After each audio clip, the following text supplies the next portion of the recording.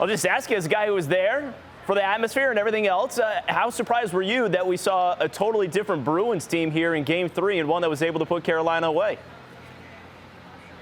Kind of surprised just by the way that it happened. Tom, no one wants to hear this, but Bruins weren't necessarily the better team at 5-on-5. This was all special teams tonight, and you'll take it. The shorthanded goal, I guess, doesn't totally surprise you, but certainly any sort of production on the power play with them getting multiple power play goals tonight is absolutely enormous. You saw some of the tinkering with the lines worked out. Swayman was Swayman. There was that, I didn't see the highlights. I think you're probably talking about that sequence midway through the second period where he was under siege. He was getting it from everywhere. He didn't even know what he was seeing, but he was able to battle through it, and they started to catch their breaks. And sometimes that's all you need is you just catch a few breaks, work through it, and then suddenly it's a 2-1 series. All right, so DJ really highlighting the special teams there, Tony, but as far as the speed of the game and even some of the physicality that we saw from the Bruins early, they did fall behind 1-0, but did you sense a change in tone there from the Bruins and the way they kind of responded coming off Game 2?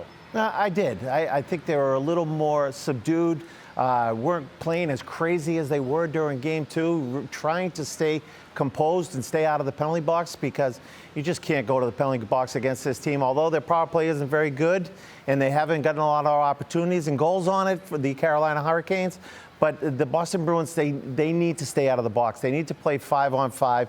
They need to get on the power play as much as they can, flip the script on the Carolina Hurricanes. And the Boston Bruins were able to do that tonight. Like I said, early on in this game, things weren't looking good. I was very nervous early on. The Bruins seemed very tentative, couldn't get things going, couldn't get on the forecheck. It seemed like it was going to be another one of those nights. They get that shorthanded goal and everything changes. The Boston Bruins mentality totally changed. Everything switched over. They started getting going again. And then you talk about the Bergeron line. They show up, they score, they get points on the board, and it's the difference in the game for the Boston Bruins. All right, you take another look at the shorthanded goal right here. Go ahead, DJ. I was going to say, like, on the physicality and tone, first off, you see the first goal that they allowed, which is point shot, rebound in front.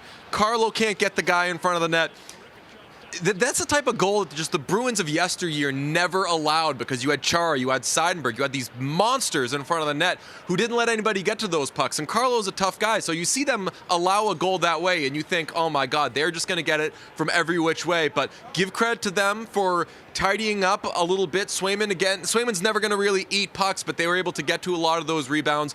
And Derek Forbort, number one star of the game by far for the Bruins tonight, got his ass kicked all night, blocked about 3 billion shots, came up absolutely huge for the Bruins. Yeah, DJ pointing out Derek Forbort and his kind of impact on the game tonight, Tony.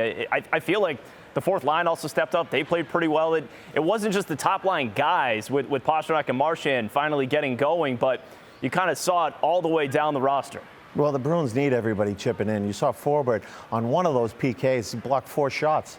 He was getting in front of everything. You need contributions from everybody up and down your lineup in the playoffs if you want to be successful. We've seen this with the Boston Bruins in years past. If they don't have everybody going, they don't have every guy competing and chipping in, they're not going to win hockey games. Tonight, they had a full team-rounded effort, and they come out with this victory. One that not a lot of people saw coming as well. Well, let me ask you this then, Tony, as a follow-up, and DJ, I'll get your take on it as well. The way they played tonight, can they do this again on Sunday? Can we see this series, get even back up at 2 games apiece? Or did you just see kind of Carolina having an off night? I mean, can you just pounce right on them, Tony? I think the Bruins can do it again. Obviously, they got some confidence tonight. They figured out the way they need to play. They need to just get pucks in deep. They can't have turnovers in the neutral zone or at the offensive blue line. Just get pucks in deep, work the Carolina defense as much as you can, and get everything to the net. Obviously, this goalie isn't everything that the Bruins thought he was cracked up to be, the Russian goaltender. I can't remember his name. Yeah, Piotr. Yeah. It's very difficult to say, but he showed some cracks in his armor tonight. He showed he was very aggressive. You can get pucks around him like the Bruins did on their 4th goal. It's an opportunity for them to do it again at home, where they're a better team at home than they are on the road, to even this series up. Tom, they still need more 5-on-5, and you mentioned that they were getting contributions from up and down the lineup, especially offensively. Give credit to Lazar drawing a couple of penalties. You saw Bruce Cassidy mix up the lines again in game, put Noshik on that second line, and he ends up drawing a big penalty with that kind of Rich Peverly-esque extra 20% sort of sell. That sets up the, I believe, the fourth goal for the Bruins, which ended up being very key given that Carolina started to kind of claw their way back into the game. It's good that they're drawing penalties. It's good they're getting on the power play, but we've seen how finicky their special teams can be.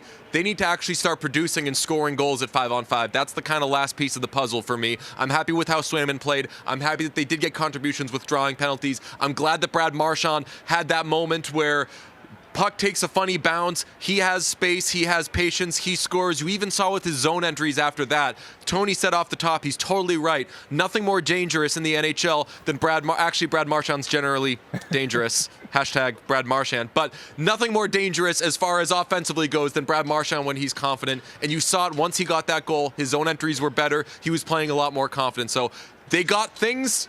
They need to actually convert at 5-on-5 more.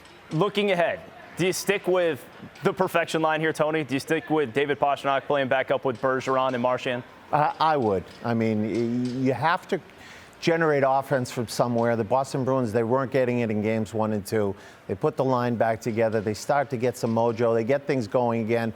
Get Brad Marchand on the scoreboard exactly where he needs to be. They have to keep this line together.